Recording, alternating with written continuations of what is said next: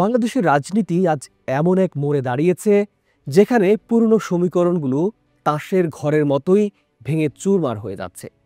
নতুন হিসাব তৈরি হচ্ছে, আর সেই হিসাবের কেন্দ্রে উঠে এসেছে একটা দল, জামায়াত ইসলামী। একসময় নিষিদ্ধ, প্রান্তিক, এমনকি রাজনৈতিকভাবে মৃত বলে বিবেচিত এই দলটিকে ঘিরেই এখন দেশের সবচেয়ে আলোচিত প্রশ্ন আসছে, নির্বাচনে কি গেম চেঞ্জার হতে যাচ্ছে জামায়াত? চায়ের দোকান থেকে টকশো, রাজনৈতিক পণ্ডিত থেকে সাধারণ ভোটার, একই কথা বারবার ঘুরে ফিরে আসছে। জামায়াত কি ক্ষমতায় যাচ্ছে? প্রিয় দর্শক, আজকের আলোচনায় আমরা দেখব কিভাবে জামায়াত গেম চেঞ্জার হয়ে উঠছে, তাদের ভোটার ট্রান্সফার কৌশল, ডেটা ড্রিভেন ক্যাম্পেইন এবং সাংগঠনিক শক্তি কেমন। কেন বিশ্লেষকরা বলছেন এই নির্বাচনে সবচেয়ে বড় চমক হতে পারে জামায়াত? অন্য দলের মতো হাকডাক নেই, তেমন বড় কোনো শোডাউনও নেই। কোথাও প্রার্থীদের নাম অনেকে জানেনও না, তবুও তাদের নিয়ে এই বিশাল আত্মবিশ্বাস আসছে কোথা থেকে? এসব বিষয় নিয়ে খুঁটিনাটি বিষয় তুলে ধরার চেষ্টা করব আজকের আয়োজনে।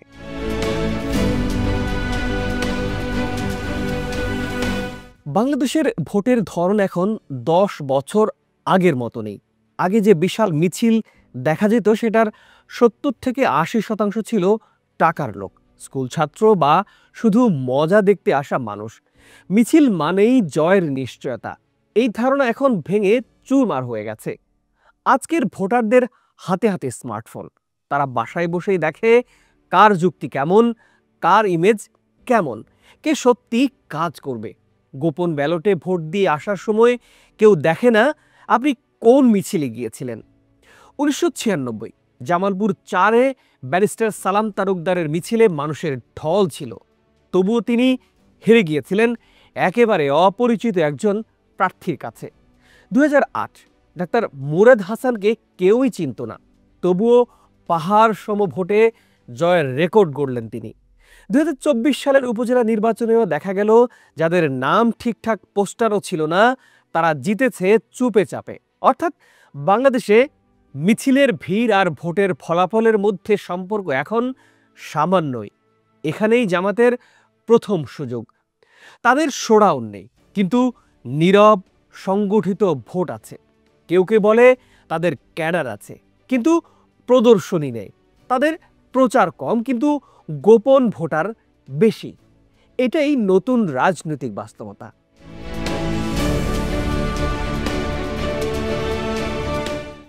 বিএনপি এবং আওয়ামী লীগ বাংলাদেশের রাজনীতির দুই দানবীয় শক্তি, কিন্তু আজ প্রজন্মের পর প্রজন্ম ধরে গঠিত ক্ষোভ দুই দলের বিরুদ্ধেই জমে আছে।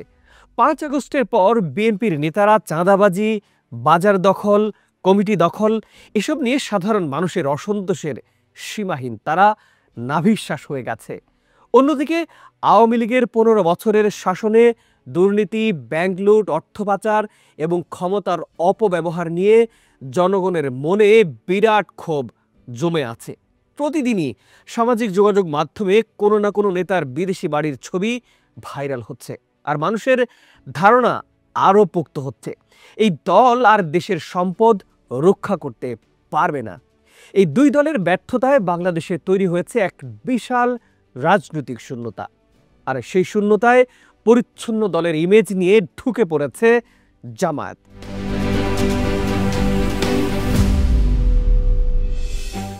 2001 থেকে 2006 জোট সরকারের সময়ে তাদের মন্ত্রণালয়ে কোনো দুর্নীতির অভিযোগ ওঠেনি। এটাই আজ তাদের পুঁজির অন্যতম একটা হিসাব হয়ে দাঁড়িয়েছে। মানুষ এখন ভাবছে আওয়ামী লীগ দুর্নীতিগ্রস্ত, বিএনপি অবিশ্বাসযোগ্য, অন্তত জামাতের লোক চাঁদাবাজি করবে না। এই মনস্তত্ত্বই জামাতের বড় মূলধন হয়ে দাঁড়িয়েছে। রাজনৈতিক বিশ্লেষকরা বলছেন, বাংলাদেশের সবচেয়ে গুছানো রাজনৈতিক সংগঠন যদি কোনো দল হয়, আর সেটি হলো জামায়াত। তাদের ভেতরে কোন্দল নেই, দ্বন্দ্ব নেই, গ্রুপিংও নেই। গ্রামে গ্রামে তাদের নেতারা বছরের পর বছর চুপচাপ কাজ করে যাচ্ছে। প্রতি মাসে মিটিং, দায়িত্ব বন্টন, প্রশিক্ষণ সবই একটি সুশৃঙ্খল সিস্টেমের মধ্য দিয়ে হয়।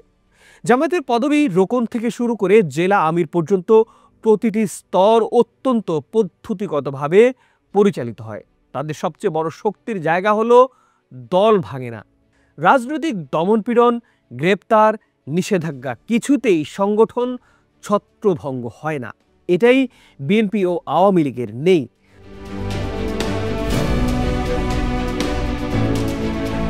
যাদের মনে ধর্মীয় পরিচয় গুরুত্বপূর্ণ, যাদের পরিবার মসজিদ কেন্দ্রিক, যাদের শিক্ষার উৎস মাদ্রাসা, তারা নীরবে জামায়াতের দিকে ঝুঁকে গেছে।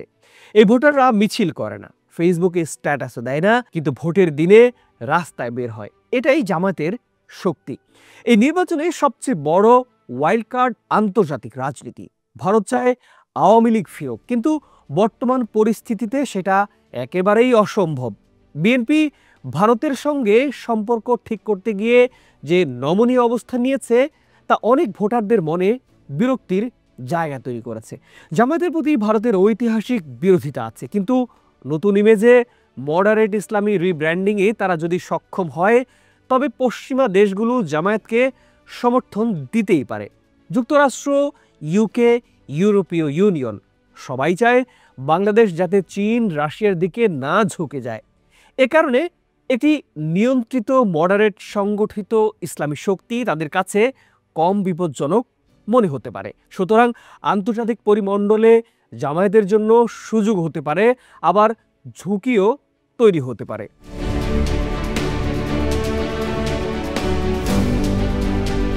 জামায়াতের পরিকল্পনায় সবচেয়ে বৈপ্লবিক এবং নজিরবিহীন কৌশল হলো ভোটার স্থানান্তর। দলটির শীর্ষ নেতারা নির্দেশ দিয়েছেন, যেসব আসনে জেতার সুযোগ নেই সেসব এলাকার জামায়াত ভোটাররা যেন নিজেদের নাম সরিয়ে এমন আসনে নেয় যেখানে জয়ের সম্ভাবনা অনেক বেশি। উদাহরণ হিসেবে টাঙ্গাইল 2 থেকে 10,000 ভোটারকে টাঙ্গাইল 3-এ সরানো হচ্ছে। বাংলাদেশে এমন কৌশল আগে কখনো দেখা যায়নি, যা আন্তর্জাতিক রাজনীতিতে স্বাভাবিক ঘটনা। জামায়াত সেটি বাংলাদেশে প্রথমবারের মতো ব্যবহার করছে। এই ভোটার পুনর্গঠন তাদের নির্বাচনী মানচিত্র পাল্টে দিতে পারে। ইনোভেশন কনসাল্টিং এর জরিপ বলছে, আগামী নির্বাচনে বিএনপি 41.3% ভোট পাবে, জামায়াত পাবে 30.3% vote, Awami League 18.8% vote oh NCP 4.1% vote.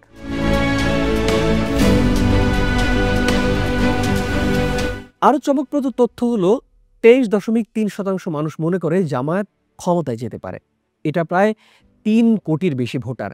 যদি এই শক্তিকে 100 থেকে 120 আসনে ভাগ করা যায়, তাহলে প্রতি আসনে 2 থেকে 2.5 লাখ ভোট নিশ্চিত করা সম্ভব। আর সামনে 2 লাখ ভোট মানেই অধিকাংশ আসনে সরাসরি জয়। এটাই জামায়াতকে এতটা আত্মবিশ্বাসী করে তুলেছে।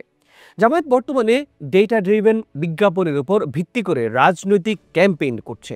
তারা অঞ্চল ভিত্তিক প্রভাব বিশ্লেষণ, ভোটার আচরণ monitor, TikTok, YouTube, Facebook algorithm ব্যবহার, কন্টেন্ট টিম, ডেটা সংগ্রাহক ও রুট ম্যাপ ব্যবহার করে রাজনৈতিক ক্যাম্পেইন শুরু করেছে।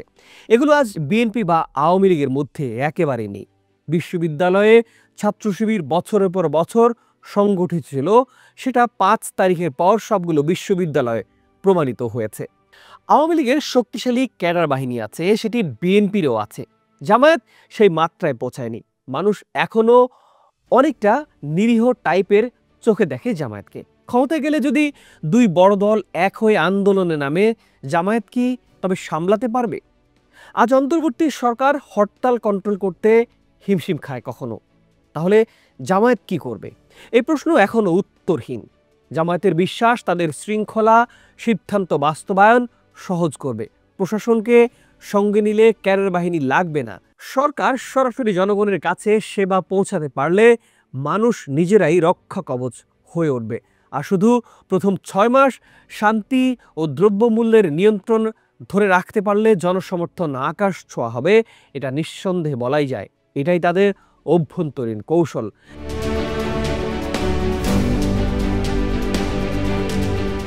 বাংলাদেশের রাজনীতিতে যা দেখা যায় তা অনেক সময় সত্যি নয়। অনেক সময় ভিড় থাকে একদিকে, কিন্তু ফল যায় অন্যদিকে।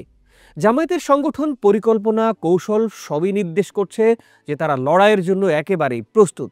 বিএনপি, আওয়ামী লীগের ক্রান্তি, বিভাজন, জন অসন্তোষ তাদের সামনে সুযোগ তৈরি করে দিয়েছে। তবে রাজনীতিতে শেষ বলে কথা নেই, আর রাজনীতির মাঠ সবসময়ই চমক দেয়।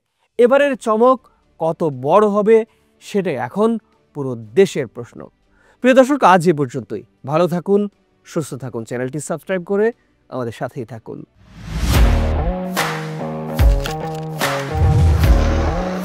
প্রফেশনাল স্টুডিও খুঁজছেন? ঢাকার প্রাইম লোকেশন নয়াপল্টনে দেশ সমাচার স্টুডিও আপনার কন্টেন্ট প্রোডাকশনের নির্ভরযোগ্য ঠিকানা। এখানে পাবেন 4K ক্যামেরায় মাল্টি অ্যাঙ্গেল রেকর্ডিং, আছে গ্রিন ও ব্ল্যাক স্ক্রিন সেটআপ, উন্নত মানের মাইক্রোফোন ও sound proof voice over booth. আপনার পছন্দ মতো স্টুডিও ডিজাইন করার সুযোগও থাকছে।